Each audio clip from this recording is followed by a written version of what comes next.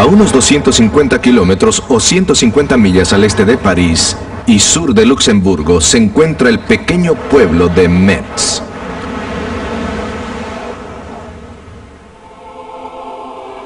Como ocurre en muchos lugares en Europa, la ciudad y su catedral están ligadas a la historia que se extiende por siglos.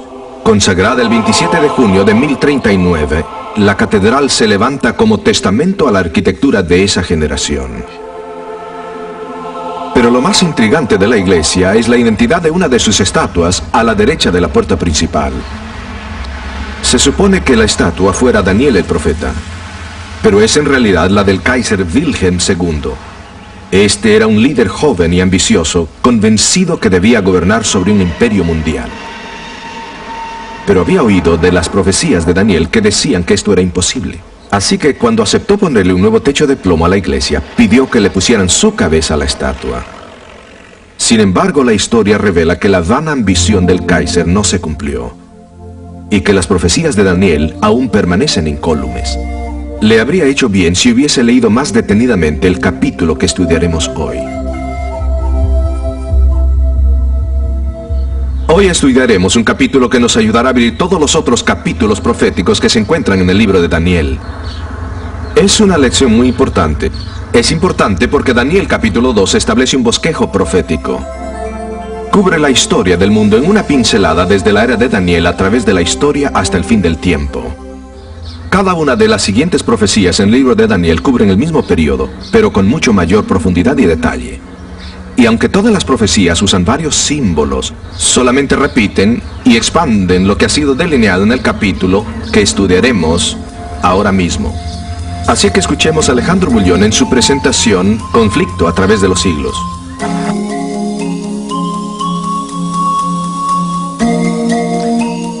Hola amigos, bienvenidos nuevamente a esta serie de estudios.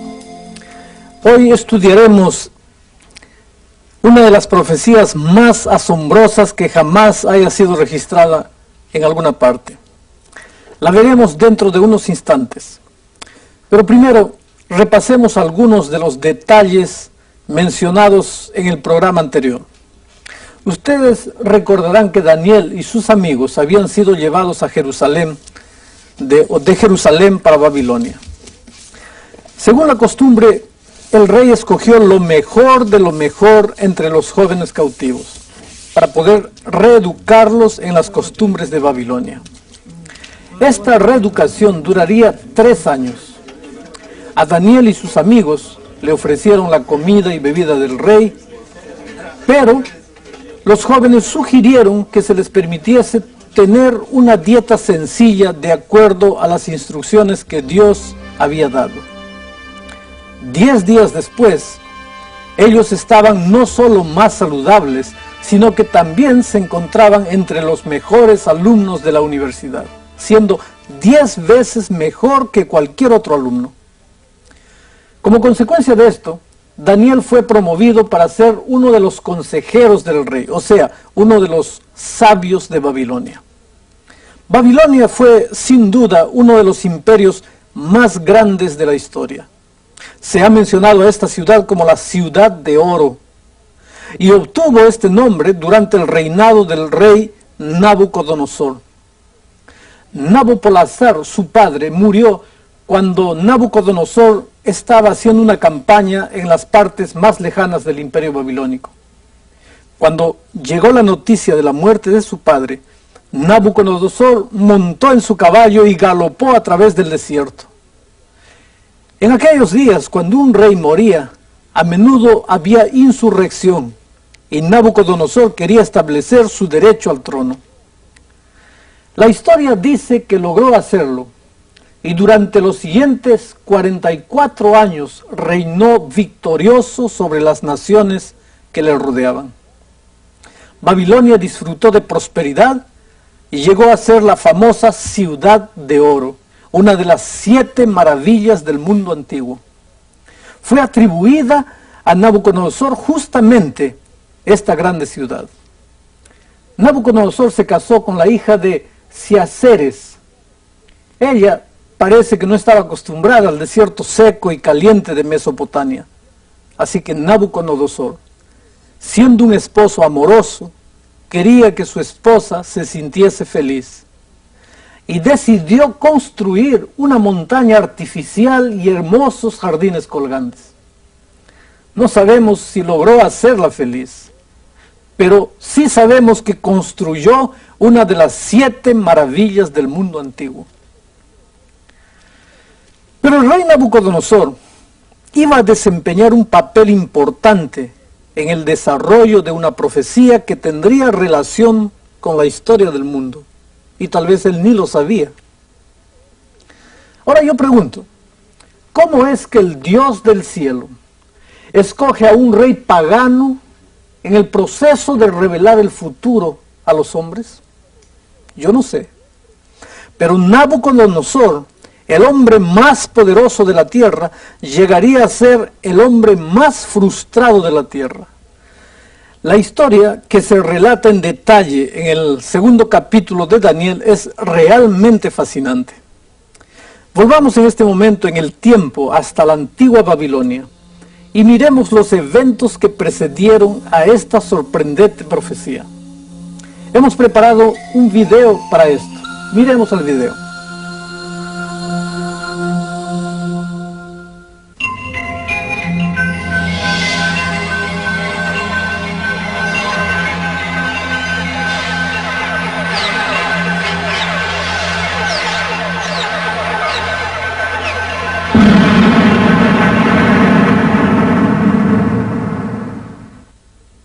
¿Alguna vez se han despertado por la mañana a sabiendas que el sueño que acaban de soñar es muy importante, pero no pueden recordarlo?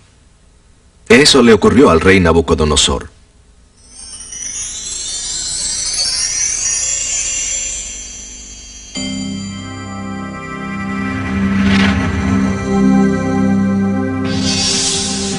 El rey se despertó asustado.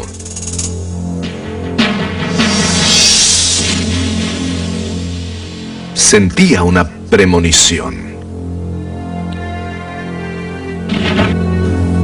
El sueño, no podía recordar el sueño. Él sabía que era muy importante, pero por más que trataba, no podía recordarlo.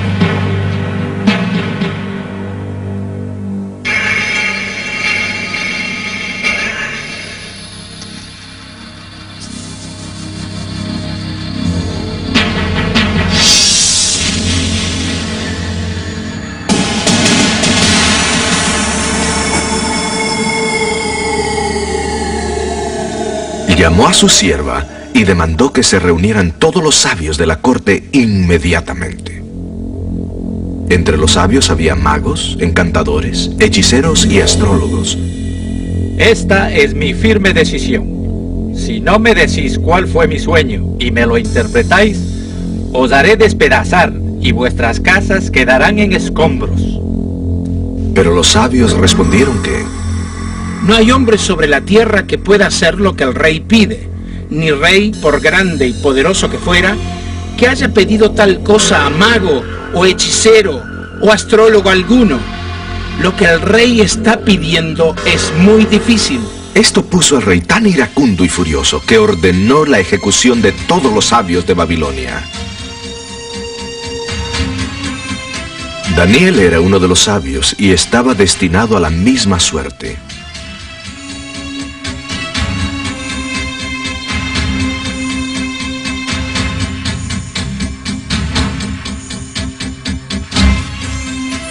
Cuando el verdugo vino por él, Daniel pidió una audiencia con el rey.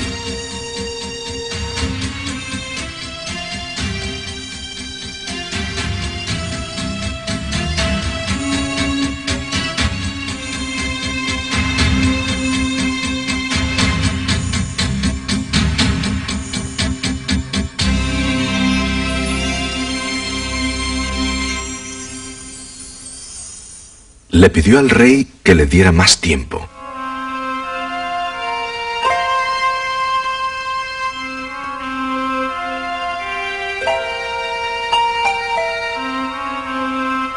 Como lo había hecho antes, Daniel y sus amigos se acercaron a Dios para presentarle su dilema. Esa noche, Mientras Daniel dormía, Dios le reveló el sueño y su interpretación. Cuando Daniel despertó, su primer impulso fue alabar a Dios. Bendito sea el nombre de Dios por los siglos de los siglos. A ti, oh Dios de mis padres, te doy gracias y te alabo, porque me has dado sabiduría y fuerza, y ahora me has concedido lo que te pedimos, pues nos has revelado el sueño del rey.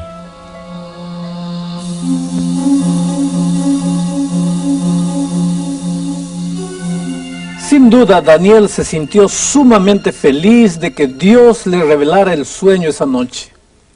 Nuevamente su fe fue recompensada. Él se había dirigido al rey con la certeza de que su Dios podría resolver el misterio. Y lo hizo. Imagino que él estaba ansioso, esperando el momento de presentarse delante del rey para darle la interpretación del sueño. Así que Daniel se dirigió al rey con las siguientes palabras. Las voy a leer.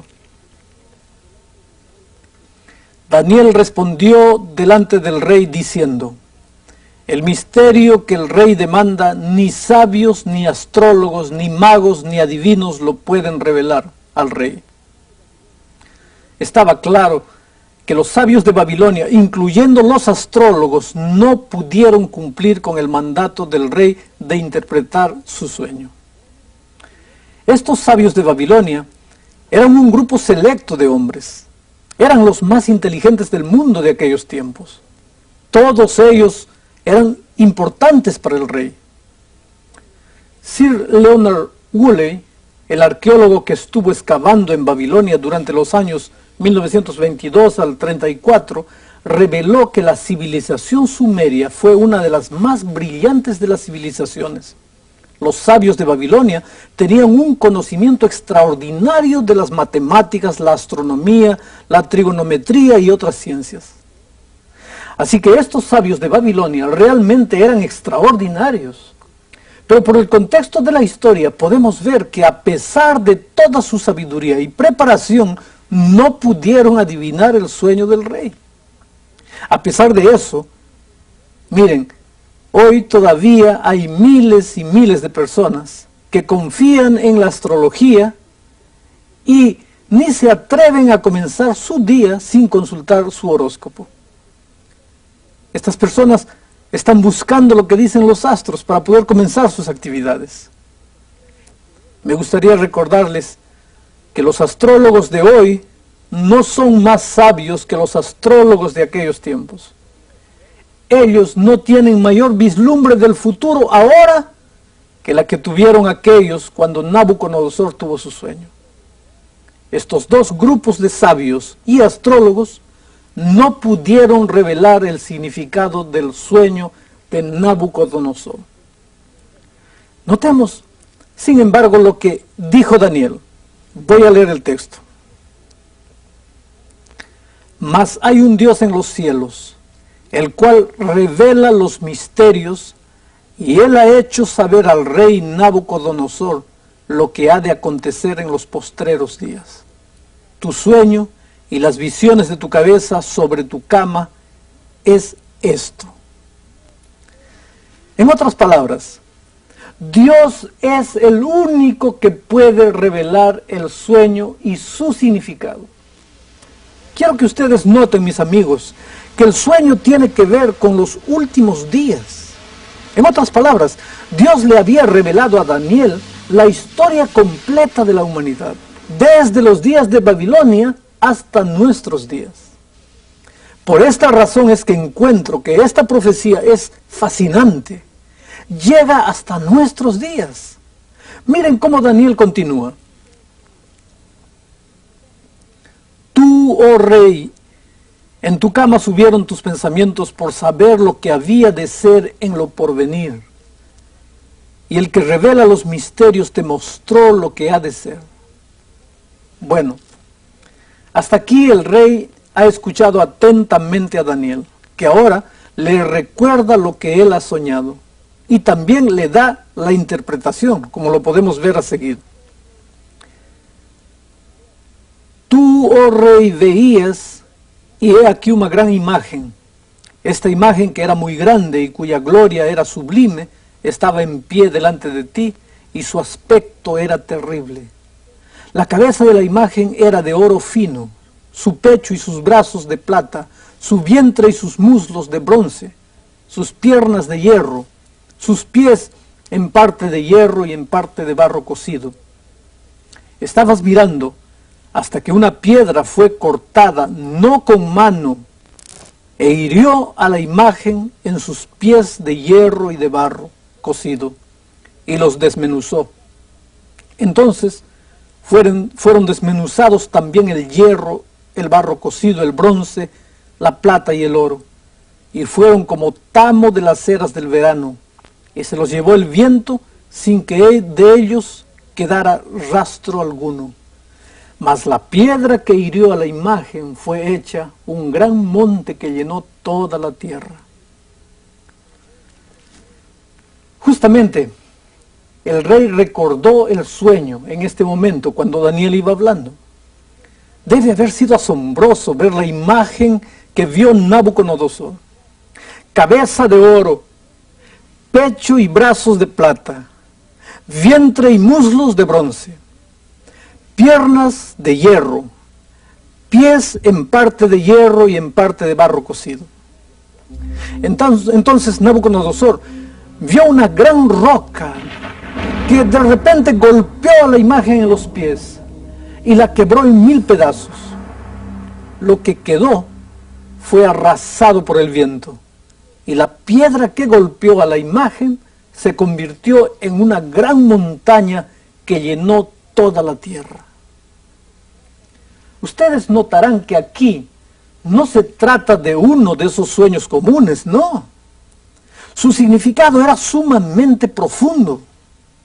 Lo hermoso de la Biblia es que ella se explica a sí misma. Muchos dicen que uno tiene que hacer su propia interpretación de la Biblia. Naturalmente, muchas personas lo hacen, y por esa razón es que tenemos tantas ideas e interpretaciones distintas acerca de la Biblia. Pero esta es la forma equivocada de estudiar este libro sagrado, y particularmente las profecías. La misma Biblia dice que no es así como se debe estudiar. La Biblia enseña un principio muy sencillo para estudiar este libro, y es el siguiente: deje que la Biblia sea su propio intérprete. No tenemos que adivinar o darle interpretación propia a las profecías. Noten cómo es que la Biblia se interpreta a sí misma. Voy a leer. Este es el sueño. La declaración de él diremos también en presencia del rey. Tú, oh rey, eres rey de reyes, porque el Dios del cielo te ha dado reino, poder, fuerza, majestad, y donde quiera que habitan los hijos de los hombres, bestias del campo y aves del cielo, Él los ha entregado en tu mano, y te ha dado dominio sobre todo. Tú eres aquella cabeza de oro. Tú eres aquella cabeza de oro. Ustedes pueden imaginar cómo debe haberle agradado esta idea a Nabucodonosor, que le dijeran que él estaba representado por la cabeza de oro. Era realmente fabuloso. Nabucodonosor era considerado la cabeza del Estado. Por esa razón, él representaba a Babilonia. El oro en aquellos tiempos se usaba para adornar los edificios, especialmente los templos dedicados al dios Merodach, conocido como el dios del oro. El precioso metal se usaba extensamente para glorificar tanto a los dioses como al rey.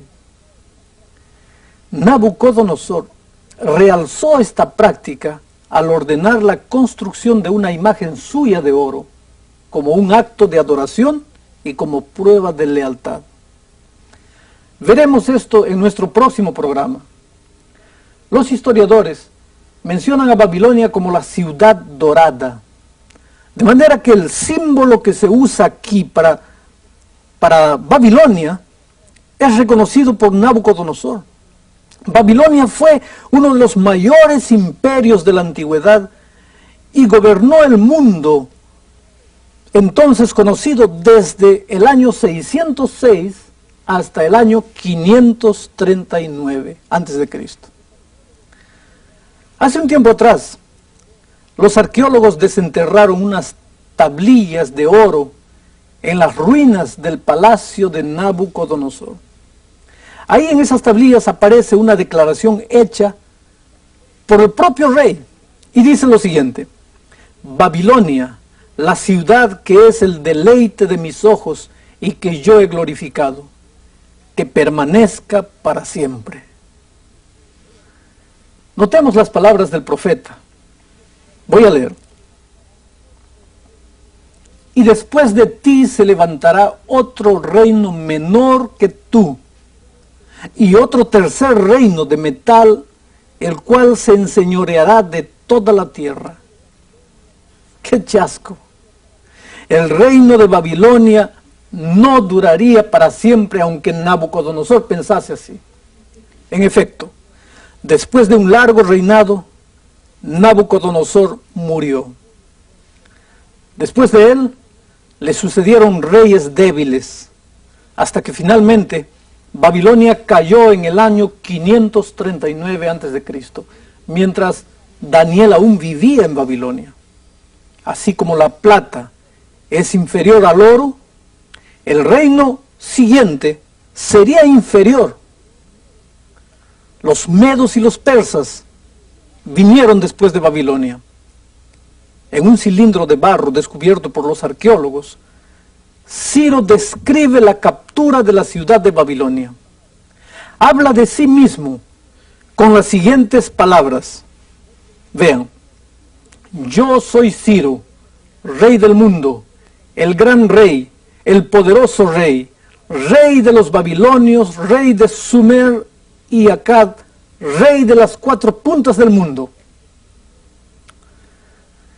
Un punto muy interesante en esta historia toda es la conquista de Babilonia realizada por Ciro. El profeta Isaías nombró a Ciro como el que conquistaría Babilonia. Y ese anuncio de Isaías ocurrió 150 años antes de que Ciro naciese. Es realmente fabuloso. Sería como anunciar hoy día el nombre del presidente de los Estados Unidos del siglo XXII. Pero la profecía se cumplió. Ciro se levantó contra las inexpugnables paredes de Babilonia. Los babilonios no estaban preocupados por el ejército persa que acampaba fuera de la ciudad, ¿no? Porque ellos sabían que las paredes eran sumamente seguras. Es más, estaban tan despreocupados que la noche en que cayó Babilonia celebraban una fiesta para todos los dirigentes. Lo que hizo Ciro fue desviar las aguas del río Éufrates hasta formar un lago artificial, de manera que bajara el nivel del agua. Entonces, un ejército, una tercera parte más o menos de su ejército, marchó por el lecho del río debajo de las murallas. El río Éufrates corría por el medio de la ciudad. Pero aún así, los podían haber atrapado como ratones en una trampa, de no haber sido porque esa misma noche los babilonios dejaron las puertas abiertas de la ciudad. Los babilonios ya habían considerado la posibilidad de que alguien hiciera justamente lo que Ciro hizo, desviar la corriente del río. Así que fabricaron unas puertas especiales para que nadie pudiese entrar en la ciudad. Pero aquella noche, todo el mundo estaba embriagado. Dejaron las puertas abiertas y ese fue el caos. Así que, de esta manera, fue que llegó a su término el gran imperio babilónico. Los medos y los persas igualaron y hasta superaron a Babilonia en la extensión del imperio, pero su gloria fue inferior así como la plata es inferior al oro, los medos y los persas reinaron desde el año 538 hasta el año 331 a.C., pero no superaron la gloria de Babilonia. Ahora vean cómo Daniel continúa relatando la profecía. Y después de ti se levantará otro reino menor que tú, y otro tercer reino de metal, el cual se enseñoreará de toda la tierra. El tercer reino de bronce era el gran poder de Grecia, dirigido por Alejandro el Grande. Alejandro venció a los persas en la batalla de Arbela en el año 331 a.C. Miren, oro, plata, bronce. Nótese que cada metal es inferior al anterior.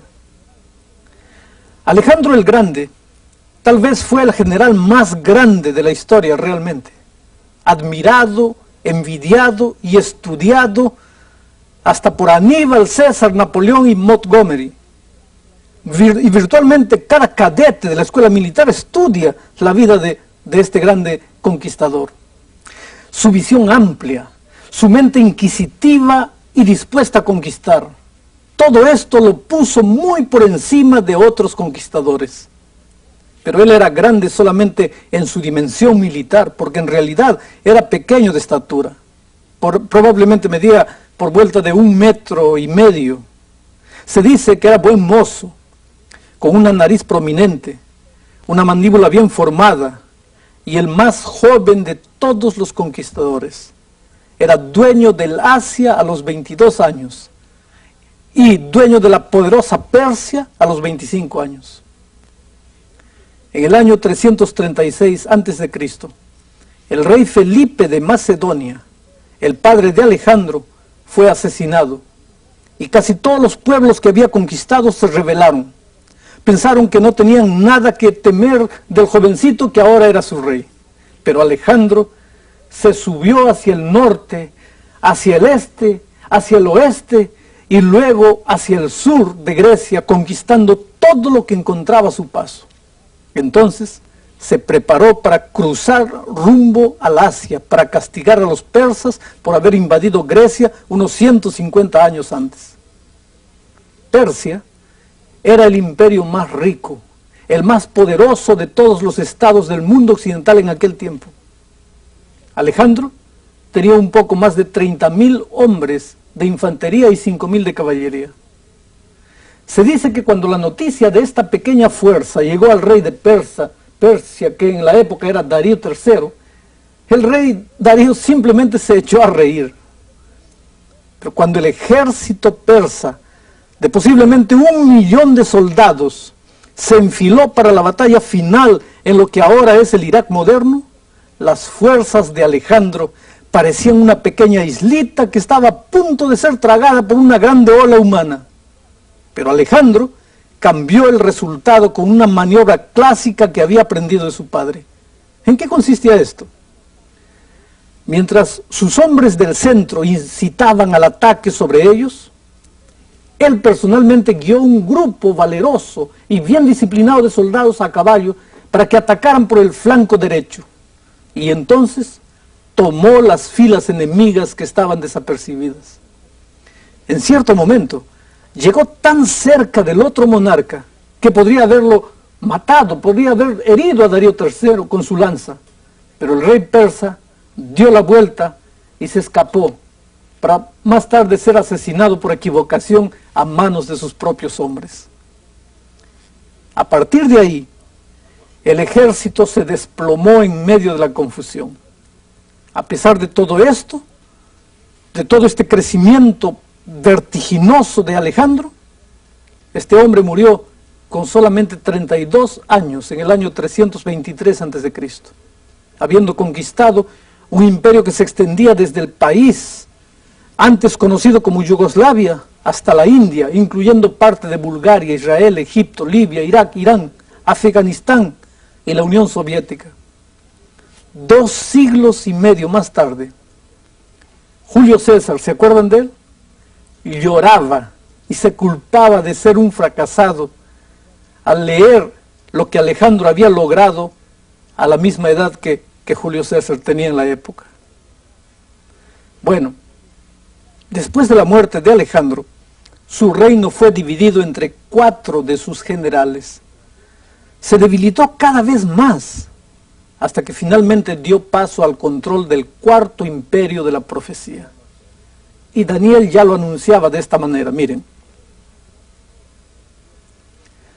Y el 4.º reino será fuerte como hierro, y como el hierro desmenuza y doma todas las cosas, y como el hierro quebranta todas estas cosas, desmenuzará y quebrantará.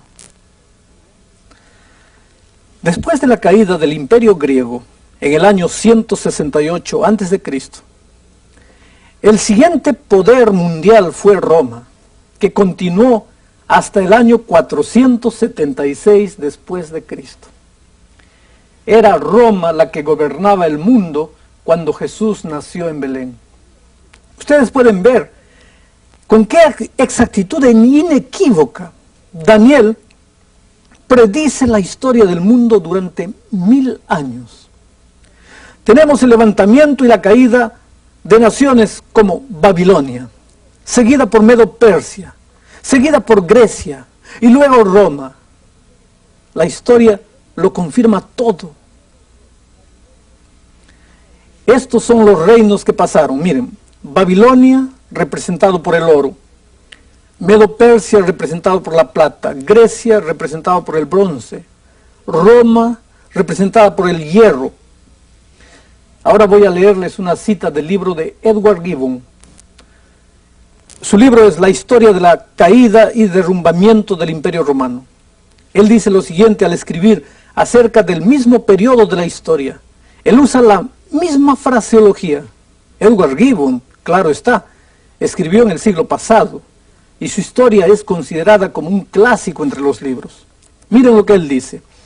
Los ejércitos de la República, a veces conquistados en batalla, siempre victoriosos en guerra, avanzaron con pasos rápidos hacia el Éufrates, el Danubio, el Rin y el océano, y las imágenes de oro o plata o bronce que pueden servir para representar las naciones y sus reyes fueron quebrantadas en sucesión por la monarquía de hierro de Roma. Amigos, nadie se atrevería a sugerir que Gibbon era amigo de la Biblia o de Dios. Era un incrédulo, sumamente sarcástico en lo que se refiere a la Biblia. Esto, para mí, es lo que hace más sorprendente su declaración. Él usa la misma descripción que el profeta usara casi 2000 años y medio antes, 2500 años antes. Oro, plata, bronce y hierro. Muchas veces he pensado que si tú tienes 4 imperios universales, Babilonia, seguida por Medo-Persia, entonces Grecia, y después Grecia, seguida por Roma, tú podrías esperar que cuando Roma cayera, naturalmente debería ser seguida por un 5.º imperio, un 6.º, un 7.º reino. Pero miren lo que el profeta decía, que la historia no se repetiría. Vean lo que dice. Y lo que viste de los pies y los dedos, en parte de barro cocido, de alfarero y en parte de hierro, será como un reino dividido. Mas habrá en él algo de la fortaleza del hierro, según viste el hierro mezclado con el tiesto de barro. Y por ser los dedos de los pies en parte de hierro y en parte de barro cocido, en parte será él reino fuerte y en parte frágil. El profeta Daniel dijo que Roma caería y sería dividida en 10 partes, algunas de las cuales serían fuertes y algunas serían frágiles o débiles. Ahora vean, alrededor del año 410 después de Cristo, las tribus bárbaras conquistaron Roma. Estaban ahí los godos bajo Alarico, seguidos por los hunos dirigidos por Átila.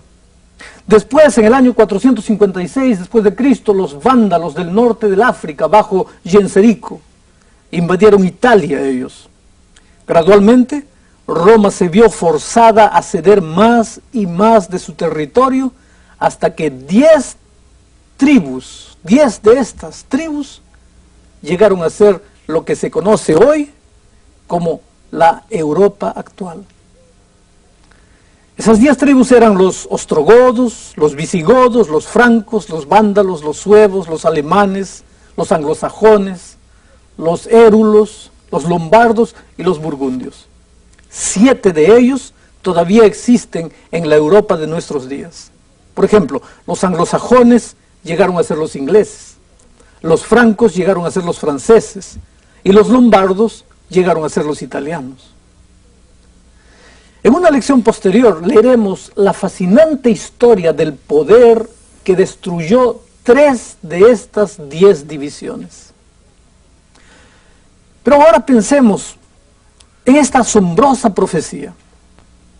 Aquí, 2000 años antes, un profeta hebreo había predicho que habrían 4 grandes reinos que gobernarían el mundo occidental. Después que cayera el cuarto, entonces sería dividido en 10 partes. La atención de Nabucodonosor fue dirigida entonces hacia estas 10 divisiones, o en otras palabras, hacia la Europa moderna de hoy. Escuchen lo que Daniel continuó diciendo. Cuanto a aquello que viste, el hierro mezclado con tiesto de barro, mezclaránse con simiente humana, mas no se pegarán el uno con el otro, como el hierro no se mistura con el tiesto. Aparentemente, habría un plan para unir a Europa mediante casamientos y mediante alianzas y mediante otros medios filiales. La expresión en el versículo 43, mezclado con simiente humana, simplemente significa que tratarían de casarse entre sí, pero esto no daría resultado. Escuchemos nuevamente la profecía de Daniel. Mas no se pegarán el uno con el otro, como el hierro no se mistura con el tiesto. A través de los siglos, los hombres han tratado de unir Europa. Carlomagno en el siglo VIII, Carlos V en el siglo XVI, Luis XIV en el siglo XVIII y Napoleón en el siglo XIX. Fue justamente Napoleón el que dijo: en 5 años yo seré el señor del mundo. No habrá reposo en Europa hasta que esté bajo una cabeza, bajo un emperador cuyos oficiales serán reyes. Cuando el zar de Rusia le recordó a Napoleón que el hombre propone, pero Dios dispone, Napoleón contestó: yo propongo y yo dispongo. La providencia está del lado del que tenga la artillería más fuerte. Pero entonces vino la marcha fatal hacia Rusia. Cuando se le preguntó cómo esperaba vencer a los franceses, el zar Alejandro dijo: dependo de 2 generales, enero y febrero. Amigos queridos, fue el arsenal de nieve, hielo y escarcha lo que derrotó a Napoleón por no tener en cuenta esto. Waterloo selló su destino. En el siglo XX, el Kaiser Wilhelm y Adolfo Hitler realizaron 2 inolvidables tentativas, intenciones, para reconstruir el imperio de los Césares. El Kaiser trató de desafiar la profecía de Daniel. Con orgullo ofreció ponerle de nuevo el techo a la catedral de Metz si se reemplazaba la cabeza de la estatua de Daniel con una que se pareciese con él. Imagínense el atrevimiento. Pero eventualmente fue la cabeza del Kaiser la que cayó rodando. Adolfo Hitler se vanagloriaba de que él cambiaría la historia del mundo durante los siguientes 1000 años. Pero Hitler pasó y murió, acabó. El comunismo, dirigido por la Unión Soviética, es ya hoy día una fuerza acabada. Ustedes ven, es interesante observar los acontecimientos en Europa a la luz de esta profecía.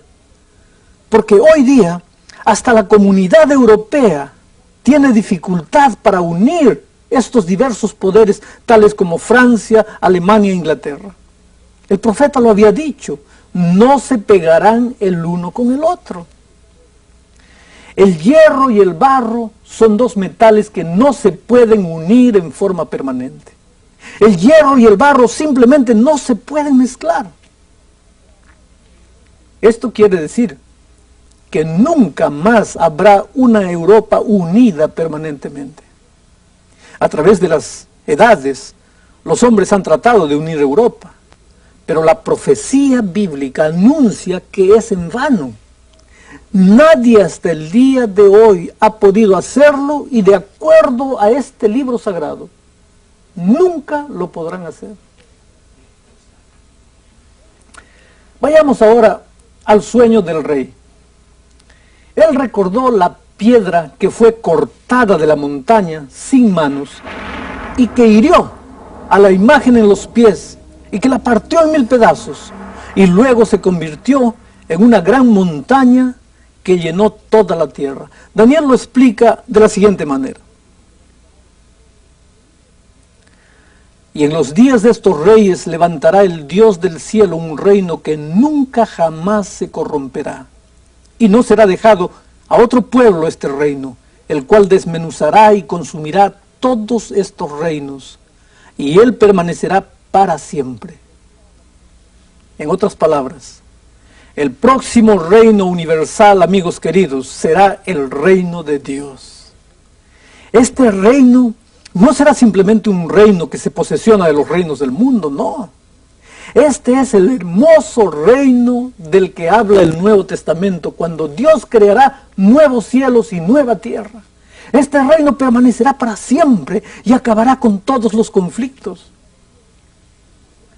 Durante la Segunda Guerra Mundial, la infantería de los aliados estuvo disparando toda la noche a una fortaleza en Eje.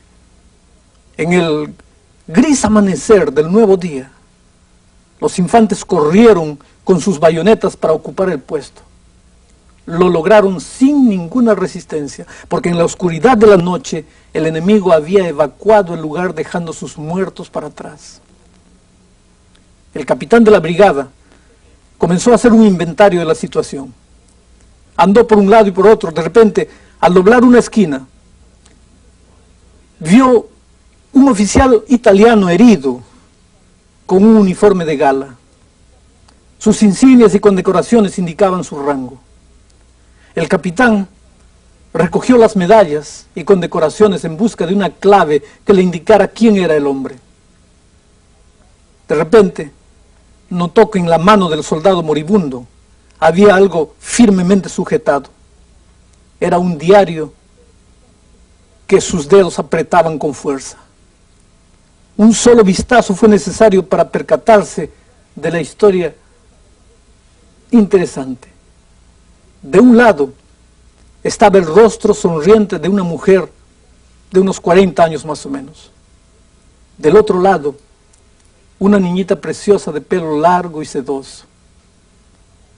El capitán del ejército aliado, que era cristiano, tragó la saliva en silencio, mientras otros soldados se acercaron comprendiendo la situación. Al cerrar con reverencia los ojos del soldado muerto, el capitán, endurecido por las batallas, a pesar de estar acostumbrado a eso, elevó una oración al cielo entre lágrimas, diciendo: Dios misericordioso, por favor ven pronto, envía a Jesús para que ponga fin a esta terrible obra del diablo. Amigos, Jesucristo es la única respuesta a los problemas de las naciones y a nuestros problemas personales. Me gusta la certeza de esta profecía. Cuando todo parece desplomarse a nuestro alrededor, miren lo que dice la Biblia. De manera que viste que del monte fue cortada una piedra, no con mano, la cual desmenuzó al hierro, al metal, al tiesto, a la plata y al oro. El gran Dios ha mostrado al rey lo que ha de acontecer en lo porvenir. Y el sueño es verdadero y fiel su declaración. La Biblia declara que cuando Jesucristo vuelva a la tierra por segunda vez, Él derribará los reinos de la tierra y establecerá un reino que no tendrá fin. Para mí, estas son buenas nuevas. Cristo pronto volverá y Dios está en el control de la historia humana. Sabemos que debe ser pronto, porque la piedra golpea los pies de hierro y barro en el tiempo de la división de Europa, cuando esas naciones están buscando unirse. En otras palabras, los días en que vivimos hoy. Toda la historia se mueve vertiginosamente hacia su clímax, cuando el Hijo del Hombre vendrá en majestad para traer paz y justicia al mundo. Nabucodonosor podría haber pensado que él estaba en el control cuando se llevó cautivo al pueblo de Dios en el capítulo 1. Pero en el capítulo 2 de Daniel, Dios le muestra claramente quién es Dios. Quién es el que realmente gobierna todo. Y finalmente, quién es el que triunfará en el conflicto. Si tú hubieses vivido en los tiempos de Babilonia, Medo-Persia, Grecia, Roma, tal vez pensarías que Dios no estaba en el control. Que tal vez Él daba la impresión de que había perdido el control de las cosas. A veces pensamos que las naciones de esta tierra tienen el control de nuestra vida y nuestro destino. Pero esto no es más cierto hoy de que lo fue en lo pasado. Amigo querido, Jesús viene pronto y nos demostrará todo lo contrario.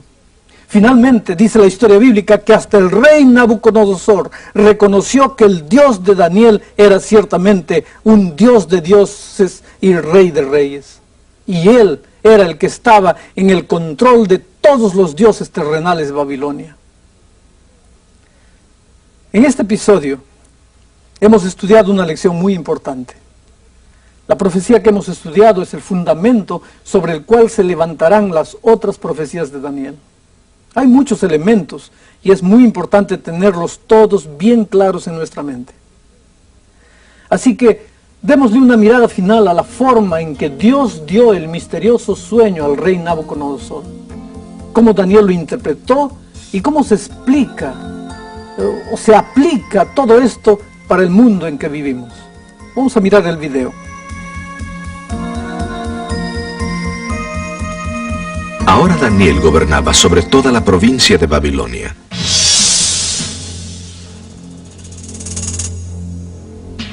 Fue elevado a esta posición porque pudo resolver el gran dilema de Nabucodonosor. El dilema era un sueño que le perturbó toda la noche. Un sueño que presentía que era muy importante. Un sueño que no podía recordar. Pero sus sabios no pudieron ayudarle, ni aún bajo la pena de muerte. Esta es mi firme decisión. Si no me decís cuál fue mi sueño y me lo interpretáis, os haré despedazar y vuestras casas quedarán en escombros. Pero a causa de su relación con el Dios del cielo, Daniel pudo explicar e interpretar el sueño que Nabucodonosor no podía recordar. Pudo mostrarle al rey que la imagen de su sueño era una representación de los reinos o poderes que dominarían al mundo hasta el fin del tiempo.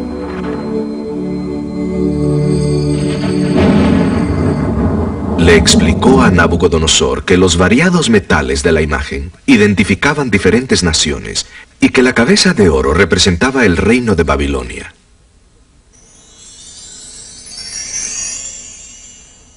Dentro del libro de Daniel, el capítulo 2 es muy importante. Esta es la profecía que pone los cimientos sobre los cuales se levantan las otras profecías. Es una profecía de bosquejo, una profecía que las otras profecías en capítulos posteriores expandirán y darán mayores detalles. Pero para el mundo de hoy probablemente hay un mensaje más importante en este capítulo. Dios no solo conoce el futuro, Él revela el futuro.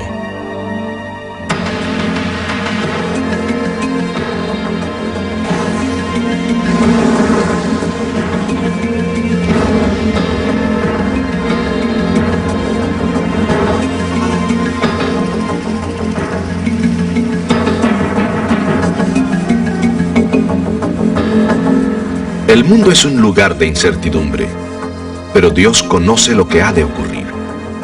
Y más importante aún, Dios está en control de la historia. Él es quien envía a la roca que desmenuce en pedazos a todos los otros reinos.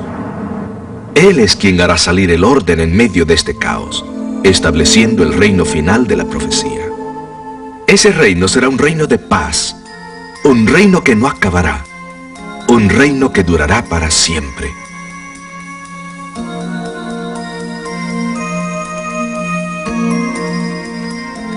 Este reino final de la profecía ciertamente será magnífico y nadie lo querrá perder. Sería una tragedia no ser parte de este gran clímax de la historia. Sabemos que este reino final ha de ser introducido dentro de poco, porque todos los otros reinos, el oro, la plata, el bronce y el hierro con barro cocido, todo eso ya pasó para la historia.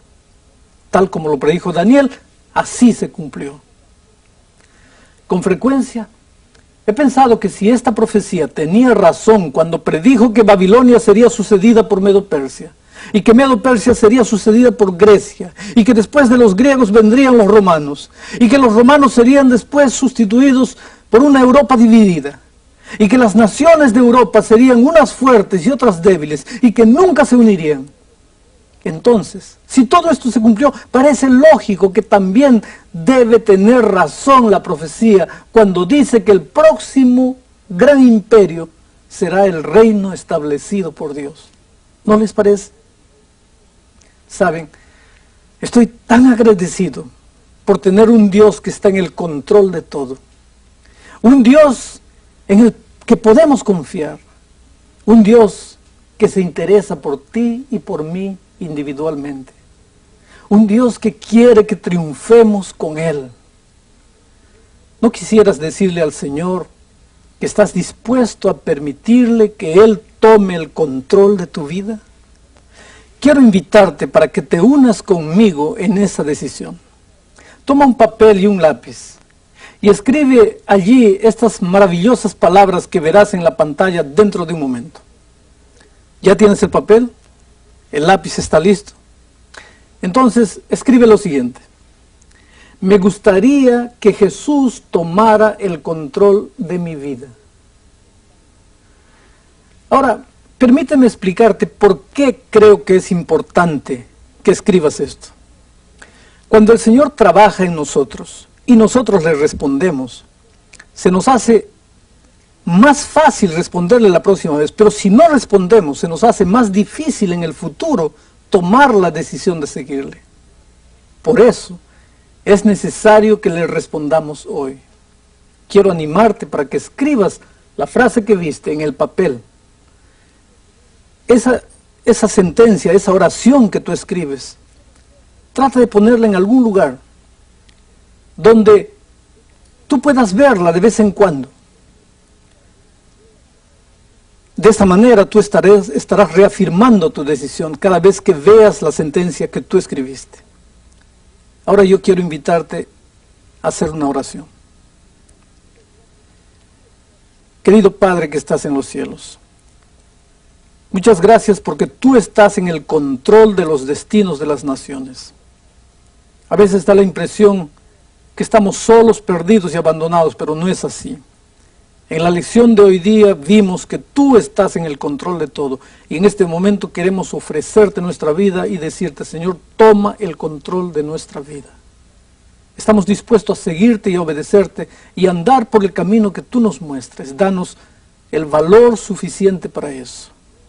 En nombre de Jesucristo. Amén.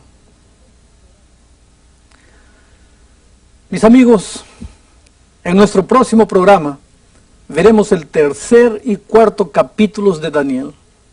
y veremos cómo la construcción de una imagen en Babilonia tiene consecuencias para los últimos días, y cómo Dios pudo también convertir a Nabucodonosor. Es una historia emocionante. Espero que puedas estar con nosotros en esa oportunidad. Que Dios te bendiga. Hasta luego, un grande abrazo.